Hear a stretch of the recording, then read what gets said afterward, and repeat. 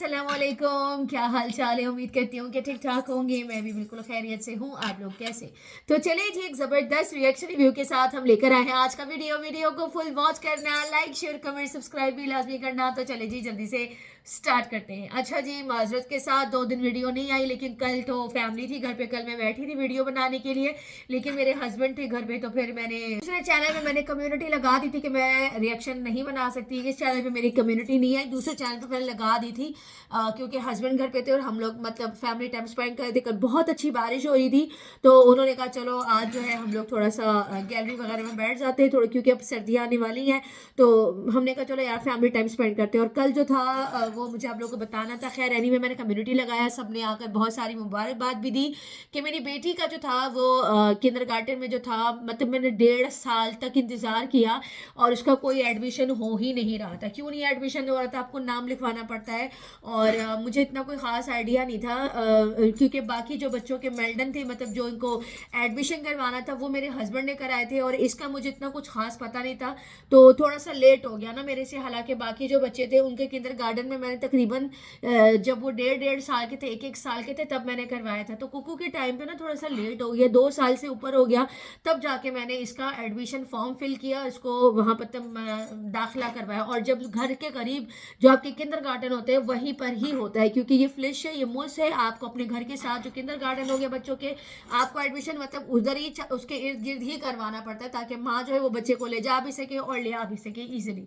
ठीक है, यहाँ पे क्योंकि हर हर इलाके का अपना स्कूल होता है, हर इलाके का जो है वो अपना किंडरगार्टन होता है, मतलब जो प्राइमरी वगैरह होते हैं ना, इस तरह से। तो कल जो था परसों जो था वो ईमेल आ गई थी और उन्होंने हमें कल का अपॉइंटमेंट दिया था, जो मैं और मेरे हस्बैंड दोनों गए, उनके साथ बात की और उसके बाद जो है उन्होंने कहा कि ठीक है हमें एक्सेप्ट है। और 1.5 साल तक आप लोगों ने वेट किया क्योंकि हमारे पास जगह खाली नहीं थी। तो अभी जो बच्चे थे, जो अभी 3 हफ्ते पहले जो स्कूल स्टार्ट हुए, तो एक जो किंडरगार्टन के जो बच्चे थे, मतलब वो आधे बच्चों से ज़्यादा जो एक बैच था वो चला गया स्कूल में, मतलब 1 क्लास में चला गया। और उनकी उम्र जो है वो 6 साल से ऊपर ही है। 6 साल के बाद ही यहाँ पे स्कूल एडमिशन होता है, मतलब 1 में जाते हैं। ठीक है, तो ये जो नर्सरी है यहाँ पर एडमिशन इतनी मुश्किल से मिलता है, इतनी मुश्किल, इतने पापड़ बेले मैंने जिसकी कोई हद नहीं है। एक तो मैंने लेट करवाया था, उसमें मतलब 1.5 साल से भी ऊपर मैंने वेट किया और उसका एडमिशन होने को नहीं दे रहा था। लेकिन अल्हम्दुलिल्लाह कल हम गए तो उन्होंने 29 सितंबर को कोको को बुलाया है, मुझे भी बुलाया कि आप भी आएंगे और इसके साथ मतलब उधर ही रहेंगी। तकरीबन आधा 1 घंटा हम देखेंगे कि ये सही है, मतलब हफ्ते में 2 दिन जाना है। 2 हफ्ते तक इस तरह का सीन चलता रहेगा, उसके बाद फिर मैं मतलब ये सेट हो जाएगी तो फिर मैं मतलब फिर नहीं जाऊंगी उसके साथ। तो खैर अब देखते हैं। अब फॉर्म वगैरह तो मैंने फिल कर दिए। मैंने तो कहा है कि वहीं पर रहे 3 4 बजे तक, लेकिन उन्होंने कहा है कि जब तक माँ जो है वो जॉब नहीं करती तब तक जो है हम बच्चे को 4 बजे तक नहीं रख सकते। हम ट्राई करेंगे कि हम 2 बजे तक भी ले लें। मैंने कहा 2 बजे तक चले कर लें, तो 2 बजे तक देखते हैं, अगर लेंगे तो अच्छी बात है, अदरवाइज मुझे 12:30 से लेकर 1 बजे तक अपनी बच्ची को वहाँ से पिक करना होगा। तो वो 29 सितंबर को उसका पहला दिन है स्कूल का नहीं, सॉरी, किंडरगार्टन का। स्कूल तो उसके 6 साल में होगा, अभी तो वो 4 साल की है। लेकिन मैं इतनी ज़्यादा खुश हूँ, मैं इतनी ज़्यादा कल इमोशनल हो गई थी ना कि मैं बता नहीं सकती। मैंने इतना इंतज़ार किया, मैंने इतना इतना, हर रोज़ मेरी ना ईमेल पर नज़र होती थी कि ईमेल आई या नहीं। अब सोचे कि ईमेल के लिए मैंने 1.5 साल वेट किया, इस ईमेल के लिए। ईमेल आने कोई नहीं दे रही थी। ये ईमेल ईमेल ईमेल ऑनलाइन करते हैं ना, तो बड़ी मुश्किल से खैर हुआ। और उसके बाद जो है उसका एडमिशन हुआ और मुझे इतनी ज़्यादा खुशी हुई, इतनी मैं ज़्यादा एक्साइटेड कि बच्ची का एडमिशन हुआ। क्योंकि बड़ी वाली जो थी वो मतलब प्राइमरी स्कूल से सेकेंडरी स्कूल में चली गई। उसका मैंने खैर वाईटी पे बताया था, लेकिन उसका स्कूल वूल तो खैर मैं बच्चियों का नहीं दिखा सकती, वो बड़ी है तो फिर वो अच्छा नहीं लगता उसको दिखाना। तो छोटी वाली जो है उसकी फिर मैंने कल कम्युनिटी लगाई और आप लोगों ने बहुत सारी दुआएं की। बहुत बहुत बहुत ज़्यादा शुक्रिया कि आप लोगों ने इतना ज़्यादा प्यार दिया। बस यार मैं कहती हूँ कि बच्चे पढ़े लिखे बड़े हो जाए और अपने कामों पे लगे। और यहाँ पे जो है लैंग्वेज का जो है वो, इसी वजह से ये किंडरगार्टन और ये नर्सरीज बहुत ज़्यादा ज़रूरी होती है। कुछ लोग नहीं भी डालते इस वजह से, क्योंकि लैंग्वेज का जो है वो उनको आनी चाहिए। तो खैर मैंने कुकू का कल एक और जगह भी एडमिशन करवाया एक्स्ट्रा, मतलब वो सारा जो पेमेंट वगैरह जो भी सारा कुछ है वो मैं और मेरे हस्बैंड ही पे करेंगे। प्राइवेट एक शराख कोर्स है, लैंग्वेज कोर्स है छोटे छोटे बच्चों का।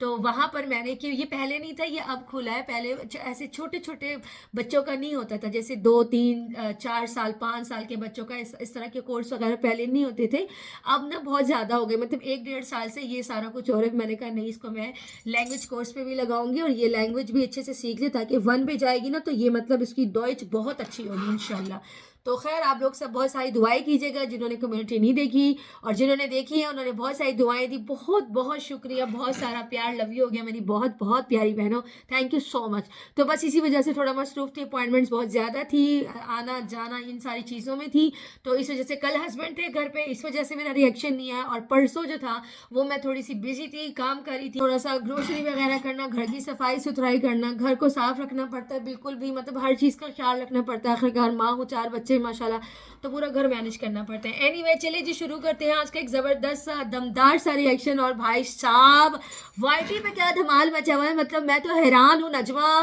परजाई जी जो है वो मैदान में आ चुकी है और वो जो दगड़ है वो भी आ चुका है मैदान में, और इतने इंतहाई दर्जे के गलाजत वाली वीडियोस इन्होंने बनाई है। तो खैर मुझे सितारा की वो पुरानी वाली वीडियो जो 2 दिन पहले आई थी उस पर भी बात करनी थी, कल वाली वीडियो पे भी बात करनी थी, और आज भी उसने वीडियो डाली, मैं उस पर बिल्कुल बात ही नहीं कर पाई, लेकिन कोई बात नहीं, मैं इंशाल्लाह ज़रूर बात करूँगी। मैंने वहाँ पे नीचे कमेंट्स भी डाले सितारा का जो गांव वाला, पहले हम लोग थोड़ा सितारा की वीडियो पे बात करते हैं, जो सितारा ने गांव वाला सेटअप किया है और जो भी सारा उसने गांव का पूरा एक तरीकेकार जो मिट्टी से सारा कुछ बनाया है, चूल्हा बनाया है, और मतलब खुद अकेले जो शॉपिंग करने का, ये इतना मुझे उसके अब के व्लॉग मुझे इतने अच्छे लग रहे हैं ना जिसकी कोई हद नहीं है। तो मुझे सितारा के जो व्लॉग्स हैं ना मुझे बहुत ही अच्छे लग रहे थे। और सितारा शॉपिंग पे गई थी, अकेले गई थी, उसमें साजिद साहब का जो मुंह था, नजमा और डीडी में थोड़ी इसके बाद बात करेंगे, पहले हम जरा सितारा की वीडियो पे बात कर लेते हैं। अच्छा, सितारा जो है जब वो कार्ड लेकर गई, उसने कहा पहली मरतबा मैं ऐसे कार्ड लेकर गई हूँ और इस तरह से मैं शॉपिंग कर रही हूँ, इससे पहले मैं कभी भी इस तरह से नहीं गई। तो उस पर साजिद साहब का मुँह जो था वो बना हुआ था गाड़ी में जब वो बैठे हुए थे। कहते हैं क्या बंदर को क्या हाथ में नहीं दे, तो पता नहीं कुछ इस तरह की इन्होंने मिसाल बोली थी, पता नहीं क्या बोला था, बंदर को कलम या बंदर को केला हाथ में दे, तो इस तरह करके उन्होंने कुछ बात की थी। वो कहते हैं और आपको कोई कार्ड ना दे, तो कोई इस तरह की मिसाल, फनी सी कोई मिसाल इन्होंने बोली, और थोड़ा सा ना गुस्से में भी बैठे हुए थे कि मतलब सितारा जो है वो क्यों जो है वो कार्ड लेकर गई और पता नहीं क्या क्या लेकर आए, कुछ चीज़ें थी जो भूल भी गई थी। खैर वो शॉपिंग करके वहाँ पे भूल गई थी, फिर दोबारा से गई लेकर आई। मुझे एक बात समझ में नहीं आती साजिद साहब कि आपको इतना गुस्सा क्यों आया हुआ कि वो खुद गई है, उसने शॉपिंग करी, कार्ड भी उसका था, पैसे भी उसके थे, अगर भूल के भी आ गए, अगर वो चीज़ कहीं घुमा के भी ले आई, तो मुझे नहीं लगता कि इतनी कोई बड़ी बात है, नॉट अ बिग डील। पहली बार वो इस तरह से अकेले गई थी, तो अगर कोई चीज़ भूल के भी आ गई so not a big deal. और रही बात शॉपिंग करने की, तो उसका राइट है, और यही मैं चाहती थी कि सितारा जो है वो अपने पैरों पे खड़ी हो, अपनी शॉपिंग पे खुद जाए, अपना बाहर जाए। लोग तो पता नहीं कहाँ कहाँ चले जाते, उम्रे पे फ्रेंड्स के साथ चले जाते, पिकनिक्स बनाने चले जाते, दुबई चले जाते, पता नहीं यूरोप चले जाते, कहाँ कहाँ नहीं जाते। बस यही चाहती हूँ मैं कि सितारा जो है वो इंडिपेंडेंट होके अपना सारा कुछ खुद करे। तो उस दिन मैंने जो सितारा को देखा तो मुझे बहुत अच्छा लगा, और जो गांव वाला सेटअप उन्होंने बनाया वो भी इनकी वीडियोस के लिए, इनके कंटेंट के लिए बेहतरीन था। खर्चा तो इनका बहुत अच्छा खासा हुआ है, लेकिन खर्चों को अगर देखा जाए, ये चीज़ जो है ना इनकी मतलब लाइफ टाइम के लिए हो गई। जब इनका दिल करेगा ये लोग कुछ भी बना लेंगे, वहाँ पे खाना भी बना सकते हैं, चाय भी बना सकते हैं, गैदरिंग भी कर सकते हैं। मतलब वो जो सेटअप इन्होंने घर के पीछे बनाया ना, माइंड ब्लोइंग था और बिल्कुल हट कर। अभी तक मैंने किसी व्लॉगर के बैक साइड पे यानी कि घर के यानी शहर में, इस्लामाबाद जैसे शहर में जिस तरह से दिमाग सितारा ने लड़ाया और पीछे पूरा एक सेटअप तैयार किया, पूरा मट्टी का सारा कुछ तैयार किया, ये बहुत बड़ी बात है और ये बड़ी मतलब सराहना बात है। बहुत बहुत मुझे अच्छा लगा। तो सितारा का व्लॉग भी अच्छा था, सितारा ने शॉपिंग की थी वो भी था, और सितारा का आसमान भी फाइनली जो है वो एक्टिव हो गया। चले जी, बहुत बहुत मुबारक हो, वेलकम बैक आपको उसके पुराने चैनल पे जो आप वापस एक्टिव हुई हैं, एंड आई होप सो कि अब आप अपना काम ऐसी करेंगी। और बस अब मुझे आपसे एक ही डिमांड है कि जिस तरह से आप मतलब बाहर आई हैं, घूमने गई हैं, शॉपिंग करनी है, बस एक चीज़ और मैं चाहती हूँ कि सितारा थोड़ा सा और ज़्यादा पैसे जो है उस पर ज़रा जोर लगाओ, पैसे और ज़्यादा कमाओ। कोई ज़मीन घर कुछ भी लेने की अब ज़रूरत नहीं है मेरे हिसाब से। अब सितारा को जो है ना वो अब थोड़ा सा आउटसाइड निकलने का उसको सोचना चाहिए। कोई एक अदर नेशनैलिटी भी आपके पास होनी चाहिए कि जब दिल करे तो आपका बहुत ज़्यादा वीज़ों में पैसा ना जाए, खाली सिर्फ आप टिकट्स करें और आपके पास ऐसे पासपोर्ट्स हो, इस तरह है कि आपके पास नेशनैलिटी हो, आपके पास ऐसी चीज़ हो जिसमें बिना पैसे खर्च किए आप एक कंट्री से दूसरी कंट्री इजीली ट्रैवल कर सकती हो। तो खैर ये तो बहुत ही बड़ा एक प्रोसेस है और बहुत ही अच्छा खासा खर्चा है। तो मेरे हिसाब से आपको जो है ना वो पैसे जमा कर लेने चाहिए। जिस तरह से आपने पहला कदम उठाया ना, मुझे अच्छा लगा। ऑल द वेरी बेस्ट, और मैं चाहती हूँ कि आप इसी तरह से आगे बढ़ती रहें। चलिए जी, यहाँ पे बात करते हैं डीडी और उस पे नजमा पे। नजमा ने और डीडी ने, क्या हुआ, नजमा ने और डीडी ने सारी हदें पार कर दी। नजमा का तो वही पुराना रोना, पुरानी बातें चाचा अनवर के ऊपर। चाचा अनवर ने आके छेड़ा, चाचा अनवर ने आके वीडियो बनाई। जाहिर सी बात है ये लोग रिएक्शन देते हैं, फिर उसने आकर बात करी और वही कि तुम मतलब क्या बोलते हैं, खाना बदोश हो, ये हो वो हो, हम तो तुम्हारी इज्जत करते थे। नजमा का वही पुराना जो कैसेट है वो बस वही रिपीट हो रही होती है और वही आ रही होती है चाचा अनवर पे। अच्छा, अब यहाँ पर बात करते हैं चाचा अनवर और डीडी पे। डीडी ने आज जो बातें करी हैं और जो जो खुलासे आज उसने करे ना, उस पर थोड़ा सा रोशनी डालेंगे। और इंतहा की गंदी लैंग्वेज दोनों साइड से इस्तेमाल हुई है। चाहे वो नजमा है उसने भी इस्तेमाल करी, चाहे वो डीडी है उसने भी इस्तेमाल करी। अब क्या इस्तेमाल करी है, चले जी बात करते हैं उसके रिएक्शन पे और एक एक वर्ड पे अपना जो है वो रिएक्शन रिकॉर्ड करवाएंगे। सुनिएगा। सबसे पहली बात तो मैं यहाँ डीडी को ये बोलूंगी कि डीडी ने आकर जिस तरीके की लैंग्वेज इस्तेमाल करी है और जिस तरह से सारा मलबा उठा के उसने सितारा और सितारा की अम्मी पे डाल दिया ना, वो मैं जरा उस पर बात करूंगी कि ये लोग अपनी लड़ाई में अम्मी को क्यों ले आते। ये चीज मुझे समझ में नहीं आती। अच्छा जी, आप लोग सोच रहे होंगे कि मैंने लोकेशन चेंज कर दी। ऊपर ना मैं बहुत थकी हुई थी, कुर्सी पे बैठा नहीं जा रहा था, पीछे बैठती हूँ मैं। यहाँ पे तो मैंने कहा मैंने नहीं बैठा, मैं नीचे आ गई। अच्छा जी, सबसे पहले यहाँ पर बात करेंगे ये जो डीडी साहब है, इन्होंने जो वीडियो बनाई है, ओ भाई इंतहाई लेवल की घटिया तरीन वीडियो है। और धुलाई मेरी कुर्सी पर बैठ के करना बनती तो है नहीं, तो जाहिर सी बात है ज़मीन पे बैठ गई अच्छी सी धुलाई करते हैं, इसकी भी और साथ में नजमा की भी। क्योंकि इन दोनों को बिल्कुल भी तमीज़ नहीं है बात करने की कि इनको करना क्या है। इन्होंने दोबारा से गंदगी शुरू कर दी है। व्यूज़ यहाँ पे इन दोनों में से किसी को नहीं आ रही। हकीकतन बात यही है। साल का एंड होने वाला होता है या साल आधे से ज्यादा गुजर जाता है, इनकी गंदगी लाजमी इस वाईटी पर आती है। चाहे वो नजमा हो, चाहे वो ये दगड़ ही क्यों ना हो और चाहे वो चाचा अनवर ही क्यों ना हो। आप तीनों को शर्म से डूब मरने का मकाम है। आप तीनों को शर्म नहीं आती है। जब तक अपनी माँ बहन इस वाईटी पे एक ना करवा दो ना, तब तक तुम लोगों को सुकून नहीं आता। इस बात की भी इन लोगों को शर्म नहीं आती कि सितारा और उसकी माँ, यानी चले माँ का तो कोई चैनल नहीं है, सितारा का नाम से इनका नाम जाना जाता है, ये सितारा के रिश्तेदार हैं। आप सोचिए कि न्यू लोग जो आके उनसे मिलते हैं, उठते हैं, बैठते हैं, वो क्या सोचते होंगे कि ये कितने गंदे लोग हैं। ये है सितारा के रिश्तेदार। तुम लोगों की इस तरह की वीडियो से सितारा के ऊपर कितना गंदा इम्पैक्ट पड़ता होगा। चाचा अनवर, नजमा और ये डीडी की वजह से सितारा का इमेज कितना खराब जाता होगा। तुम लोगों को जरा भी लिहाज है कोई लिहाज? लेकिन एक चीज मैं जरूर यहाँ पर बोलूंगी कि नजमा तो बहुत टाइम तक वाईटी पर नहीं थी, 2-3 माह नहीं थी। ये मुसलसल आके जो है ये और चाचा अनवर वीडियोस बनाते रहे। ये आकर आज बात कर रहा है, सितारा की साइड ले रहा है कि ये अम्मा की बात नहीं सुनती। तुम सुनते हो? अभी पिछले दिनों जब मैं नहीं थी, जब मैं गई हुई थी ट्रिप पे, तो तुमने क्या किया था? जब मैं नहीं थी पिछले दिनों तो तुमने क्या किया था? तुमने सितारा के ऊपर वीडियो बनाई थी कि नजमा आई हुई होंगे घर पे। मैं आकर बताता हूँ व्यूवर्स को, सबके मुंह में तुम सितारा को डालकर गए। तुम होते कौन है यहाँ पे सितारा के ऊपर सवाल खड़ा करने वाले, जो तुम आज आकर इस तरह से बोल रहे हो? अपनी लड़ाई है, खुद लड़ो। सितारा और उसकी माँ को क्यों बीच में लेकर आ रहे हो? कौन हो तुम लोग जो आते हो उसका इमेज खराब करके चले जाते हो? जरा भी तुम लोगों को लिहाज है, तमीज है तुम लोगों को? कितने गंदे और घटिया लोग हैं।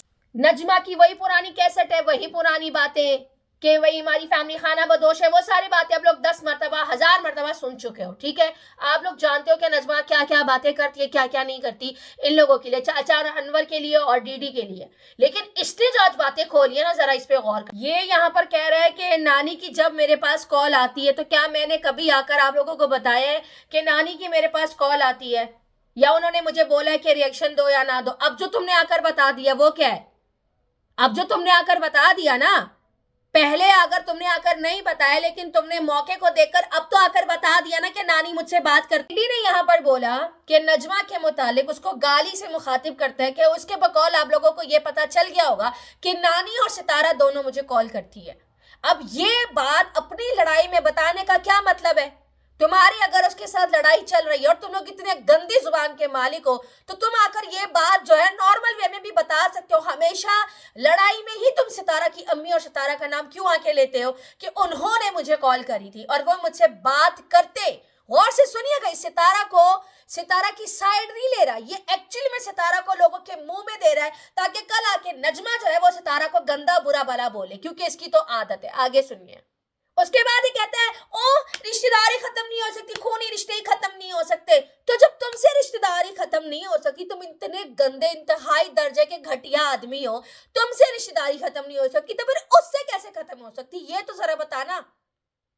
तुम्हारे इतनी बकवास करने के बाद भी सितारा फारूक से मिलती है और बकौल तुम्हारे पिछले दिनों के सूत्रों के अनुसार पता चला कि नजमा भी जो है वो उसके साथ गई है इस्लामाबाद। तो तुम्हारे मुंह में क्या रह गया? इसका मतलब तो साफ यही है कि तुम लोग ही दुश्मन हो सितारा और उसकी फैमिली के। तुम लोग ही नहीं चाहते, तुम नहीं चाहते कि वो अपने भाई से या किसी से भी मिले, चाहे वो नजमा लाख बार बुरी हो। ठीक है। ईडी ने यहाँ पर बोला कि नजमा के मुतालिक उसको गाली से मुखातिब करता है कि उसके बकौल आप लोगों को ये पता चल गया होगा कि नानी और सितारा दोनों मुझे कॉल करती है। अब ये बात अपनी लड़ाई में बताने का क्या मतलब है? तुम्हारी अगर उसके साथ लड़ाई चल रही है और तुम लोग इतने गंदी जुबान के मालिक हो, तो तुम आकर ये बात जो है नॉर्मल वे में भी बता सकते हो। हमेशा लड़ाई में ही तुम सितारा की अम्मी और सितारा का नाम क्यों आके लेते हो कि उन्होंने मुझे कॉल करी थी और वो मुझसे बात करते। गौर से सुनिएगा, इस सितारा की साइड नहीं ले रहा, ये एक्चुअली में सितारा को लोगों के मुंह में दे रहा है ताकि कल आके नजमा जो है वो सितारा को गंदा बुरा भला बोले, क्योंकि इसकी तो आदत है। आगे सुनिए। उसके बाद ही कहता है, ओ रिश्तेदारी खत्म नहीं हो सकती, खूनी रिश्ते ही खत्म नहीं हो सकते। तो जब तुमसे रिश्तेदारी खत्म नहीं हो सकती, तुम इतने गंदे इंतहाई दर्जे के घटिया आदमी हो, तुमसे रिश्तेदारी खत्म नहीं हो सकती, तो फिर उससे कैसे खत्म हो सकती, ये तो जरा बताना। तुम्हारे इतनी बकवास करने के बाद भी सितारा फारूक से मिलती है और बकौल तुम्हारे पिछले दिनों के सूत्रों के अनुसार पता चला कि नजमा भी जो है वो उसके साथ गई है इस्लामाबाद। तो तुम्हारे मुंह में क्या रह गया? इसका मतलब तो साफ यही है, चाहे नजमा बुरी हो अच्छी हो, इससे कोई फर्क नहीं पड़ता, लेकिन तुम सबसे बड़े दुश्मन हो। तुम ही नहीं चाहते कि सितारा और उसकी फैमिली या उसके भाई या कोई भी उससे मिले, क्योंकि तुम बात बात पे आके यही बात करते हो। आई बात समझ में? आगे सुनिए। यहाँ पर डीडी ने यह बोला कि नानी जो है वह मुझे पिछली लड़ाई में भी मुझे कॉल करती रही है, लेकिन मुझे कुछ रिश्तों की वजह से उसका लिहाज करना पड़ता है, तो मैं पीछे हट गया। इसको पीछे हटना बोलते हैं। आप लोगों से मेरा सवाल है, इसको पीछे हटना बोलते हैं या लोगों के मुंह में सितारा को देने का मतलब बोलते हैं? तुम सितारा को ट्रोल करवाने के पूरे मूड में बैठे हुए हो, क्योंकि तुम्हें चढ़ी हुई है तप कि वो फारूक और नजमा जो है वो इस्लामाबाद क्यों गए। मुझे नहीं पता नजमा गई है या नहीं, लेकिन तुमने आकर वाईटी पर बताया कि सूत्रों के अनुसार पता चला नजमा भी वही है, फारूक के साथ गई है। तो तुम्हारे मुंह में क्या रह गया? और अगर वो फिर से मुंह उठा के चली जाए तो अब भी तुम्हारे मुंह में कुछ नहीं रहेगा। खून के रिश्ते है ना बकौल, तुम्हारे खूनी रिश्ते है ना। आगे सुनिए। उसके बाद ये बोलता है, उसको गालियां देते हुए, बैड अब्यूजिव लैंग्वेज इस्तेमाल करते हुए ये बोलता है कि इस औरत ने कभी भी माजी का और सितारा का जो है ना वो भरम नहीं रखा। ठीक है, भरम नहीं रखा। तो तुमने कौन सा भरम रख लिया? अभी पिछले दिनों ही तुम, जब मैं नहीं थी, मैं ट्रिप पे थी, तुम सितारा को ट्रोल कर रहे थे। तुम्हें जरा भी शर्म है, लिहाज है? ये जरा तुम बता दो, तुम में है शर्म? तुमने कभी ट्रोल नहीं किया? तुमने कभी भी आकर सितारा को उसके व्यूवर के मुंह में नहीं दिया? तुमने आकर ये नहीं बोला कि आओ जवाब दो, आओ जवाब दो, क्यों नजमा तुम्हारे घर आई है? तुम्हारे रिश्ते रिश्ते और उसके रिश्ते रिश्ते नहीं है। वो भी कम नहीं है, वो भी एक नंबर की डैश है। वो भी आती है और वाईटी पे गंदी से गंदी जबान नजमा ने इस्तेमाल की हुई है, लेकिन इसको क्या राइट है जो आकर ये सितारा को और उसकी माजी अम्मी को जो है वो ट्रोल करवा रहा है? बहुत ही बड़े गेमर हो तुम। ठीक है, आगे सुनिए। इसने ये बोला कि अभी भी नानी और सितारा लोगों ने उसको बोला है कि तुम डीडी पे कोई रिएक्शन नहीं दो, लेकिन ये इतनी बदजात है, ये आ जाती है मुझ पे रिएक्शन देने के लिए। ठीक है। उसके बाद इसने ये बोला कि मतलब पिछले दिनों जो ये इस्लामाबाद गई थी, इसको नानी ने मुंह लगाया। देखिए, इसने वो वाली बात भी करी है इस्लामाबाद वाली कि ये वहां गई थी और मुंह लगाया है नानी ने। तो ये अभी आज सुबह जो है ना, ये इतना खुश हो रहा है कि उसकी कुत्ते वाली चित्रौल हुई है। सितारा ने भी करी है और माजी ने भी करी है, बकौल इसके। हमें नहीं पता करी है नहीं करी, लेकिन ये यहाँ पर ये कह रहा है कि तुमने डीडी के ऊपर रिएक्शन क्यों बनाए। सुनिएगा आगे। माजी ने नजमा को बोला कि तुम डीडी ने तुम्हें कुछ नहीं बोला था, तुम अनवर पे आके रिएक्शन देती। अच्छा, तुमने कुछ नहीं बोला पिछले दिनों जब वो अब उसके घर गया हुआ था, फारूक जो गया हुआ था, तो तुमने आकर नजमा के ऊपर रिएक्शन नहीं दिया था कि ये क्यों गई थी वहां पे। और बात बात पे कुछ भी होता है तो तुम आकर उसको छेड़ाखानियां करते हो, क्योंकि तुम रिएक्शन वाले, सो कॉल्ड रिएक्शन वाले बने हुए हो ना, है ना। तो तुम तो रिएक्शन वाले बने हुए हो, हम तो पागल बैठे हुए हैं ना, हम रिएक्शन वाले बदनाम। ये जो बैठा हुआ इनके खानदान का रिएक्शन वाला, ये कुछ नहीं है, बेशरम। आगे सुनिए। ये बोला कि नानी ने उसकी चित्रौल करी कि वो जो है तुमने डीडी के ऊपर रिएक्शन क्यों दिया। और उसके बाद बोला कि नानी ने बोला कि उसने चाचा अनवर ने रिएक्शन दिया तो तुम उसके ऊपर रिएक्शन देती, डीडी पे तुम ना देती। ठीक है, उसके फौरन से 2 सेकंड बाद ये बात कर रहा है कि तुम्हें चाचा अनवर पे भी क्यों रिएक्शन दिया, वो तुम्हारे बाप की जगह है, वो बड़ा है, तो तुमने उनके ऊपर क्यों रिएक्शन दिया। एक बात कर ले भाई, एक बात कर ले, एक ही लाइन में एक ही सांस में 2 तरह की बातें तुमने कर दी। पहले तुमने ये कहा कि माजी ने उसको कहा कि तुमने डीडी के ऊपर क्यों रिएक्शन दिया, चाचा अनवर पे देते, चाचा अनवर पे तुम रिएक्शन देती।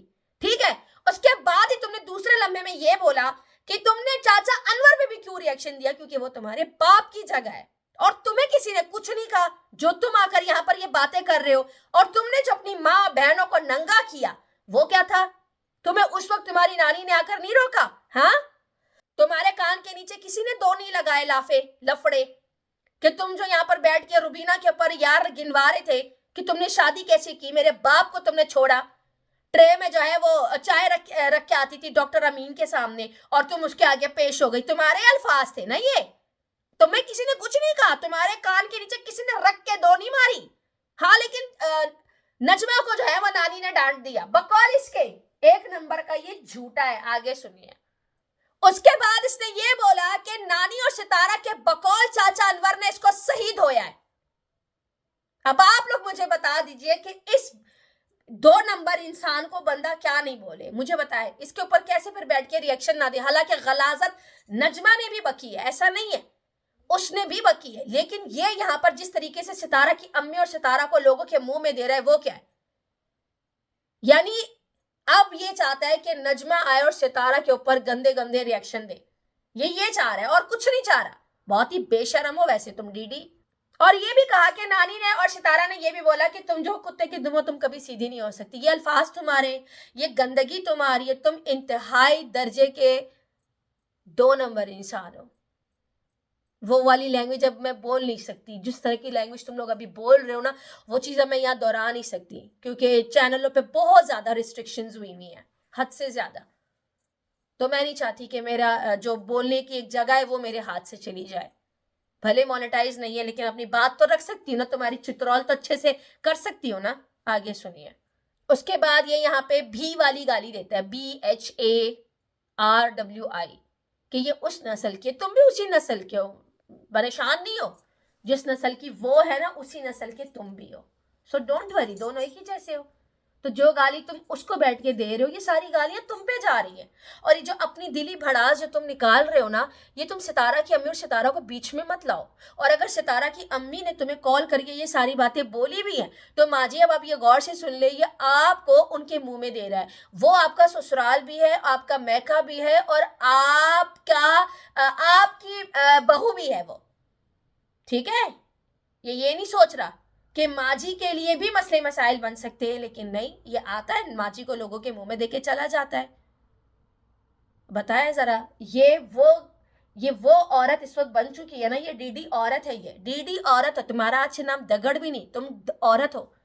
तुम्हें चूड़ियां पहनानी चाहिए, तुम चूड़ियां पहन लो और तालियां बजाओ। ठीक है, अच्छे से रज के तालियां बजाओ। जो तुम यहाँ पर बैठ के आग लगाने वाले काम कर रहे हो, और तुम्हारा मसला क्या है भाई, जो तुम सितारा और उसकी अम्मी को लोगों के मुंह में दे रहे हो, बैक स्टेज क्या हुआ है क्या नहीं हुआ, तुम वो बातें आकर सोशल मीडिया पे झूठी मूठी यहाँ पर लोगों के सामने पेश कर रहे हो। मतलब कल जो है वो नजमा और सितारा की अम्मी पे रिएक्शन दे। बहुत ही घटिया इंसान हो। आगे सुनिए।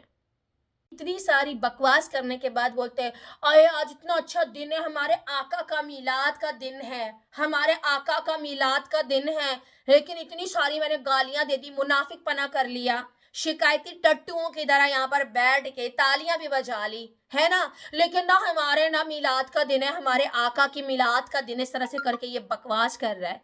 शर्म कर लो।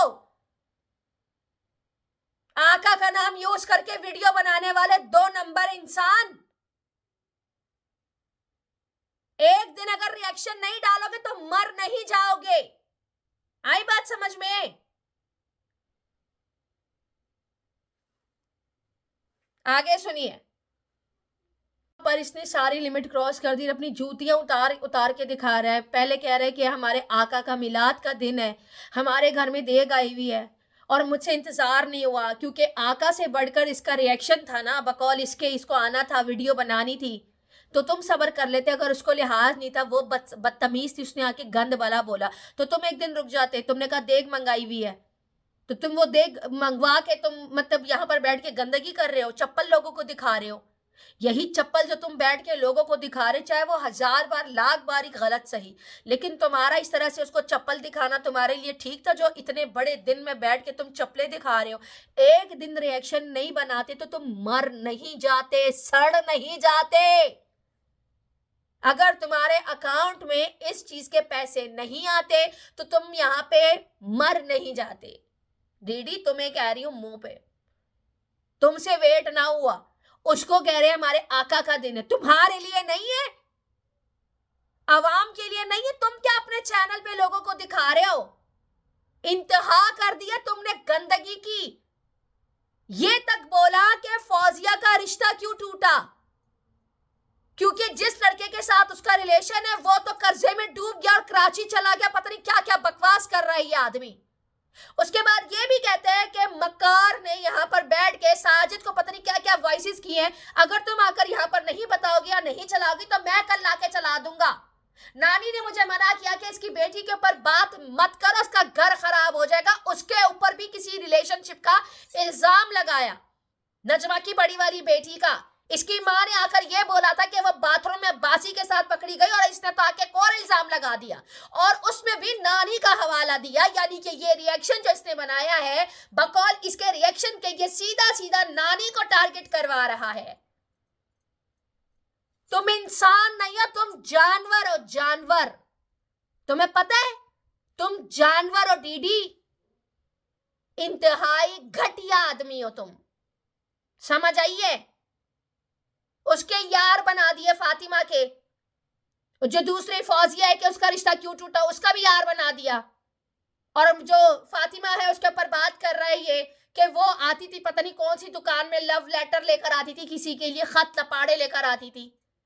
यहां पर बैठ के उसकी बेटियों की कैरेक्टर असैसिनेशन कर रहा है और बीच में हवाला दे रहा है नानी का। नानी इसको लगाम डालिए और पट्टा डालिए, नानी ये पागल हो चुका है, इसका दिमाग खराब हो चुका है। लड़ाइयां सब में होती है। अगर उसने नजमा ने घटियापन किया, सुबह सुबह उसने वीडियो डाल दी, जो कि उसको भी सोचना चाहिए था। नजमा तुम्हें भी सोचना चाहिए था। व्यूज नहीं आ रहे थे लेकिन ये कोई तरीका नहीं था वीडियो बनाने का। ये क्या वीडियो बनाई है तुमने?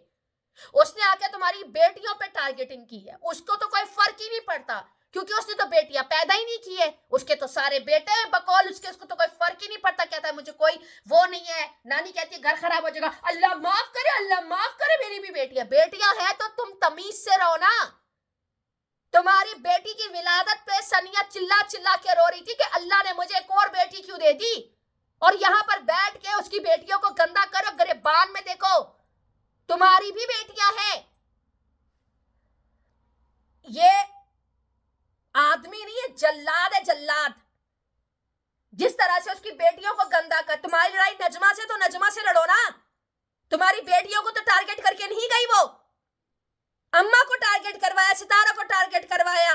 उसके बाद अपनी बहन के लिए बड़ा प्यार तुम्हारे दिल में उमड़ा था कि मेरी बहन के साथ हाथ मिला। तुम्हारी बहन खुद ही टैक्सी थी।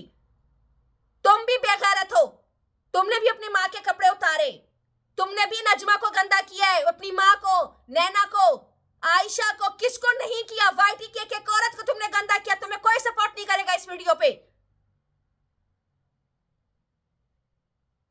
दिमाग मेरा खराब हो गया इसकी वीडियो देख